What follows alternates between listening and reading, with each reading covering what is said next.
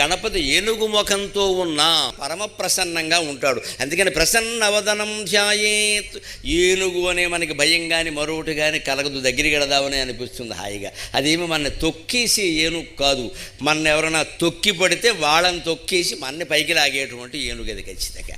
నా భక్తుడు సంగతి నేను చూసుకుంటాను రాని ప్రతిజ్ఞ చేసేటువంటి ఏనుగు. ఇది ప్రసన్నవదనం. అంతేకాదు పూజ చేసినా ఏం చేసినా దయచేసి ఒక్కటి గుర్తుపెట్టుకోండి, మనం ప్రసన్నవదనంతో ఉండాలి. ఆ పూజ ప్రసన్నంగా చెయ్యాలి. మనం కోపంతో తాపంతో కక్షతో ఎవడి మీదో ఏదో చేసేద్దాం, వాడికి ఏదో చేసేలా చెయ్యాలని పూజలు చేయకూడదు. రెండోది, అవి ఏమీ లేకపోయినా కొందరు ఎలా ఉంటారంటే ఆందోళన చెందిన మనసుతో పూజ చేస్తారు. మనస్సులో ఏవో పెట్టుకున్న ఆలోచనలు అటువంటి ఉంటే దానికోసమే పొద్దున స్నానం చేయండి, మంచి బట్టలు కట్టుకోండి, అప్పుడు చేయండి, కాస్త తొలగిపోతాయి అటువంటివన్నీ కూడా.